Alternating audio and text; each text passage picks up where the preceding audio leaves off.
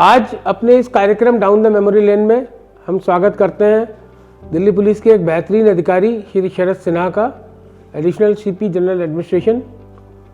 सिन्हा साहब सन 94 में उन्होंने पुलिस की सर्विस ज्वाइन की और मैं सौभाग्यशाली हूं कि मेरे साथ ज्वाइन की। हम लोग बैचमेट्स थे, ट्रेनिंग के समय से साथ थे। बहुत अहम पदों पर सिन्हा साहब की तैनाती रही और एक बहुत ही सिंसियर और मैच्योर ऑफिसर के रूप में इनकी ख्याति रही। सबसे पहले तो मैं अपनी ओर से, तमाम पीआरओ ब्रांच की ओर से और तमाम दिल्ली पुलिस परिवार की ओर से सिन्हा साहब को और उनके परिवार को आगामी जीवन के लिए शुभकामनाएं देता हूं। Thank you. सिन्हा साहब, बहुत लंबा अरसा रहा सर्विस का। क्या क्या चुनौतियां आपने फेस की पुलिस की जॉब में? कोई ऐसी चीज़ जो कि हमारी यंगर जनरेशन को मोटिवेट भी कर सके और उनको कुछ टीच भी कर सके डिफरेंट एस्पेक्ट्स ऑफ पुलिसिंग पर। थैंक यू त्यागी साहब। हम लोग, जैसा आपने बताया, हम लोग बैचमेट्स हैं और ट्रेनिंग साथ शुरू किए तो सारी ज़िंदगी इकट्ठे ही जो है रहे हैं। पुलिस की नौकरी में, किसी भी ब्रांच में, किसी भी डिवीज़न में चैलेंज काफ़ी होते हैं और कोशिश रही कि उसको अच्छे से निभाया जाए और फोर्स में जो है एक स्ट्रॉन्ग बॉन्डिंग हो अपने स्टाफ के साथ, अपने सीनियर्स के साथ, ताकि उन चैलेंजेस को जो है हम अच्छी तरह से निभा सकें। और पुलिस का मेन पर्पस जो है वो जनता की सुरक्षा का है, क्राइम प्रिवेंशन का है, क्राइम कंट्रोल का है, इन्वेस्टिगेशन का है, ट्रैफिक मैनेजमेंट का है। विद इन एडमिनिस्ट्रेशन जो है हेडक्वार्टर में अपना पुलिस प्रशासन का एक अपना अहमियत होता है और भी अलग अलग तरीके के हमारे कार्य हैं। सौभाग्य से कई ब्रांच में, कई डिवीज़न में काम करने का मौका लगा। लोकल पुलिस हो, ट्रैफिक हो, लाइसेंसिंग हो, स्पेशल ब्रांच हो, इस तरह से तमाम जगह में काम करने का सौभाग्य और मौका लगा। दिल्ली से बाहर भी हमने काम किया है, अंडमान निकोबार और लक्षद्वीप में, जिनकी चैलेंज अपने प्रकार की होती है और डिफ़िकल्ट एरिया होने से एक विशेष रूप से चैलेंज होता है रिसोर्स का और मोबिलाइजेशन का एंड बाकी चीज़ों का। उसको भी कोशिश किया गया कि बहुत बखूबी से निभाएं। तो 32 साल से कैरियर में स्वाभाविक है बहुत तरह के ऐसे इंसिडेंट आए इन्वेस्टिगेशन के दरमियान, लॉ एंड ऑर्डर के पर्सपेक्टिव से और बाकी चैलेंजेस को। अगर मैं अपने यंगर जनरेशन और अपने साथियों से कहूँगा, सबसे पहले फोर्स में डिसिप्लिन की बहुत आवश्यकता है। डिसिप्लिन कहाँ से आता है? डिसिप्लिन सबसे पहले आपका अपना खुद होना चाहिए। सेल्फ डिसिप्लिन है कि नहीं? What is self discipline? Time से आना, काम के ऊपर आपको पूरी पकड़ होनी चाहिए। क्या इशू हैं, क्या अपने सबऑर्डिनेट्स को ब्रीफ करना है, कैसे उनका डिप्लॉयमेंट होना चाहिए, कैसे मॉनिटरिंग होना चाहिए। ये चीज़ें फोर्स में एक मजबूत कड़ी के रूप में जो है निकल के आती है। इस तरह से हमारा जीवन में एक प्रयत्न रहा कि फोर्स के साथ खड़े होकर के और उनके साथ मिल कर के काम करें, ताकि उनको मोटिवेशन हो सके कि हमारे जो सीनियर हैं या हमारे जो साथ काम करने वाले हैं वो उतने ही मेहनत से और उतने ही तत्परता से लगे हुए हैं, न कि सिर्फ जो है कागजी आदेश दे करके और कहीं दूर से जो है उसको मॉनिटर कर रहे हैं। ये सबसे बड़ा मैं चैलेंज मानता हूँ, क्योंकि पुलिस में बहुत सी ऐसी चीज़ें होती हैं जो आपको उसी मोमेंट पर डिसीज़न लेना होता है, उसी मोमेंट पर असेसमेंट करना होता है और आप वहाँ प्रेजेंट होकर के और सिचुएशन को देख करके ही उसको कर सकते हैं। तो मेरा यही सुझाव रहा और यही एक्सपीरियंस रहा कि if you are present, you are in command of the situation, you can tackle even most difficult circumstances also. जैसा कि आपने बताया, एक तो बहुत अच्छी एस्पेक्ट पे आपने जिक्र किया, डिसिप्लिन और सेल्फ डिसिप्लिन और मोटिवेटिंग योर टीम। आपका विभिन्न पदों पर काम करने का इतना लंबा अनुभव रहा है, कोई ऐसी यादगार घटना या कोई ऐसा यादगार चैलेंज जो आप एज ए लेसन अगली पीढ़ी के लिए छोड़ के जाना चाहेंगे? अगर मैं कहूँ तो हर एक पोस्ट पे हर एक चीज़ में वो चैलेंज रहा, लेकिन अगर मैं शुरुआत से करूँ तो अंडमान निकोबार में ही कई ऐसे केसेस आए थे जिनको लेकर के शुरू का ही टाइम था और ब्रॉड डे लाइट में एक मर्डर हुआ था और जिसमें एक महिला कॉरपोरेटर का रोड पर ही डेथ हुआ था। उसमें बहुत बड़ा चैलेंज था क्योंकि कई लोग इन्वॉल्व थे और बड़ा ही कॉमनल सिचुएशन हो रहा था। तो ऐसे सिचुएशंस में आपकी जो टीम वर्क है, आपकी जो एक काम करने की शैली है और लगन है, जुनून है, उसका बहुत योगदान रहता है। तो मेरा यही मानना है, जैसे ट्रैफिक में कई बार ऐसे इश्यूज़ आए हैं, हाई प्रोफाइल अरेंजमेंट हो, बड़े अरेंजमेंट हो, जैसे G20 का अरेंजमेंट रहा या हम 26 जनवरी के अरेंजमेंट करते हैं या कई VVIP बड़े डिग्निटरीज आते हैं, कॉमनवेल्थ गेम्स के दरमियान हमने काम किया। इन सब मौके पे एक बहुत ही डिफ़िकल्ट एंड बड़ी फाइन ट्यूनिंग करके काम करने की आवश्यकता होती है। उसको हमने कोशिश किया कि जो हमारे जिम्मेवारी में था और जिनके साथ हमने काम किया उन सब का एक टीम वर्क और बड़ी अच्छी ब्रीफिंग और प्रैक्टिस, जिसको हम ड्रिल रिहर्सल बोलते हैं, उसको करने के बाद ही वो फाइन ट्यूनिंग हो पाता है और लास्ट में पब्लिक को नज़र आती है कि हाँ पुलिस अच्छा काम कर रही है, लेकिन उसके पीछे बहुत दिनों की प्रयास, मेहनत, प्लानिंग एंड डिप्लॉयमेंट एंड उसका मॉनिटरिंग, उसके तहत ये सफलता हासिल होती है। एक बहुत ही अहम मुद्दा है वुमेन सेफ्टी का एंड चाइल्ड प्रोटेक्शन का। इसको हमने बहुत प्रायोरिटी पे लिया और एक जीवन का लक्ष्य के रूप में कि उनकी सुरक्षा और उनका सम्मान और उनके लिए कुछ करना एक जिम्मेवारी है as a police officer and as a citizen also. और उसको हमने बहुत जहाँ भी पोस्टिंग रही, जिस भी पद पर रहे, with in police and outside in the society, इसको काफ़ी अहम रखा है।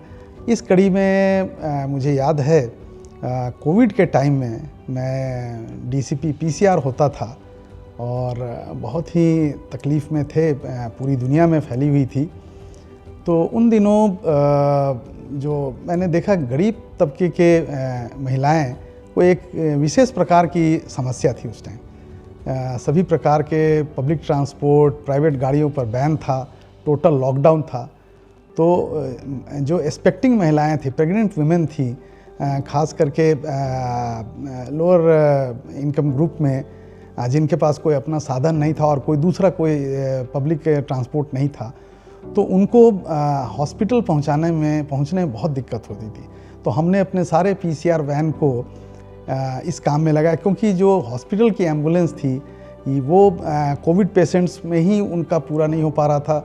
तो हमने पूरे PCR वैन को इसमें यूज़ किया और एक असीम संतुष्टि है कि 3 महीने के दरमियान जब लॉकडाउन था, उसमें हमने 978 प्रेग्नेंट वुमेन को हॉस्पिटल पहुंचाया और ईश्वर की कृपा से किसी भी केस में कोई जच्चा बच्चा का नुकसान नहीं हुआ।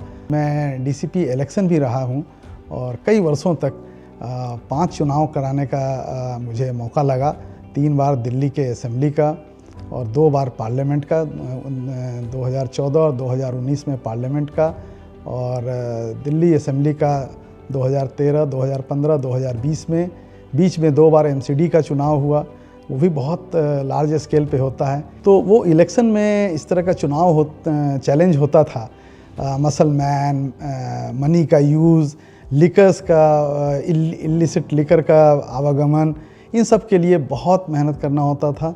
और हमने तमाम नाके, तमाम जो वनरेबल पॉइंट्स थे उनको कंट्रोल किया, मैन किया और बहुत लार्ज स्केल मात्रा में इस तरह की इलिसिट लिकर और ये पकड़े गए। सौभाग्य से मुझे इस कार्य के लिए राष्ट्रीय पुरस्कार भी मिला। आदरणीय तत्कालीन राष्ट्रपति डॉक्टर प्रणब मुखर्जी जी के द्वारा, और पूरे दिल्ली पुलिस को जो है उसका श्रेय मिला अच्छे चुनाव कराने के लिए।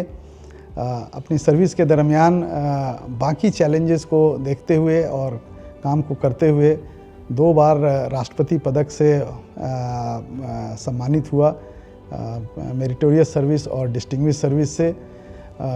एक चैलेंज और जो मुझे फेस करना पड़ा, जो लक्षद्वीप में जाकर के हुआ, कोविड के टाइम में मैं लक्षद्वीप में 2 साल वहाँ पोस्टेड रहा 2020 से 22 के अंत तक, और वहाँ पे कोस्टल सिक्योरिटी एक बहुत बड़ा चैलेंज था।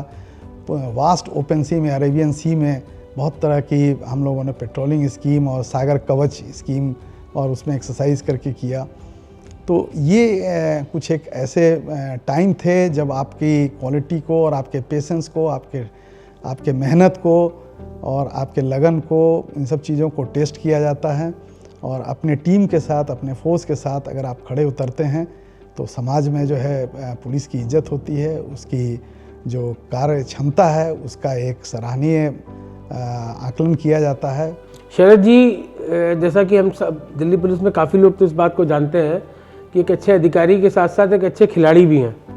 क्रिकेट के प्रति इनका प्रेम, और पूरी ज़िंदगी इन्होंने सर्विस के साथ साथ, जैसा कि अमूमन होता है कि खेल और बाकी चीज़ें छूट जाती हैं, इन्होंने उस अपने जुनून को और अपने शौक़ को कायम रखा। खेलों का महत्व को सर्विस के साथ साथ इस बारे में क्या बताना चाहेंगे आप? देखिए, खेल जो एक ऐसी चीज़ है जो आपको अंदर से आनी चाहिए कि उसमें हम इंडल्ज करें। सौभाग्य से मुझे स्कूल टाइम से ही स्पोर्ट्स में, एथलेटिक्स में, फुटबॉल में, क्रिकेट में, हैंडबॉल, स्विमिंग, तकरीबन जितने भी फील्ड गेम होते थे उनमें पार्टिसिपेट करने का मौका लगा। क्रिकेट में मैं स्टेट भी रिप्रेजेंट किया, फुटबॉल में भी, एथलेटिक्स में स्कूल में चैम्पियनशिप रही हमारी, long distance and javelin throw. तो इन चीज़ों को समय रहते हुए सर्विस में इतना आसान नहीं होता है सारी चीज़ों को करने का, और फिर उम्र के साथ थोड़ी उसमें कठिनाई भी होती है। तो अगर मैं कहूँ तो सबसे पहले एथलेटिक्स छूटा हमारा, उसके बाद फुटबॉल जो कि एक बॉडी कांटेक्ट गेम है एंड इंजरी की चांसेस होते हैं, तो उसको हम एट द एज ऑफ 40 हम लास्ट खेले। But cricket I could continue, and in the beginning, you know, in late 70s and early 80s when I used to play for under 19, मैं opening bowler होता था। Best bowler award भी मिला था मुझे district में, पटना में, इंटर स्कूल में। और मुझे सौभाग्य रहा कि हमारे साथ खेलने वाले कुछ प्लेयर जो है इंडिया भी खेले, जैसे सबा करीम हमारे साथ खेलते थे स्कूल में। He went on to play for the country. बहुत ऐसे खिलाड़ी थे जो रणजी ट्रॉफ़ी और जोनल लेवल पर खेले। तो वो फिर हमारा एक पैशन जो है वो कंटिन्यू रहा, और दिल्ली में आकर के अपने दिल्ली पुलिस के ऑफिसर्स के साथ, अपने दिल्ली पुलिस की जो लीग टीम है उनके साथ, और हमारी एलुमनाई जो Patna saint Xavier's saint Michael's alumni team है, उनकी भी हम लोगों की बहुत अच्छी टीम है, जिनके साथ हम कई और टीम्स के साथ IIT में, IP यूनिवर्सिटी में, डॉक्टर्स के साथ, सिविल सर्वेंट के साथ, ऐसे बहुत से कॉरपोरेट टीम हैं उनके साथ, और अपने दिल्ली पुलिस के टीम के साथ खेलते रहे। ईश्वर की कृपा से आज 60 साल की उम्र में भी वीकेंड की मैच में अच्छी परफॉर्म कर रहे हैं। आप लोग को शेयर करते हैं तो उसमें कई बार लाइट में कमेंट आता है कि ये AI जनरेटेड है, but actually it is not so, and we all know. एंड अपने साथियों से, अपने सीनियर से काफ़ी प्रोत्साहन और एप्रिसिएशन मिला। मैं उन सबों के लिए आज सभी को धन्यवाद देता हूं। और आज मुझे अपने साथियों के द्वारा जो एक फेयरवेल लंच किया गया, उसमें मुझे जो सबसे अच्छा चीज़ लगा वो मुझे एक बैट प्रेजेंट किया गया है, और वो शायद मेरे लिए सबसे कीमती तोहफ़ा है हमारे रिटायरमेंट का। क्योंकि अब मैं बॉलिंग इस उम्र में नहीं हो सकती, तो मैं ओपनिंग बैटिंग करता हूँ, और बहुत दिल से और बहुत अच्छे एंजॉय कर, अपने से आधे उम्र से और उससे भी कम बच्चों के साथ खेलता हूँ। तो ये ईश्वर की कृपा है, और दोस्तों का, शुभचिंतकों का सहयोग है, आशीर्वाद है।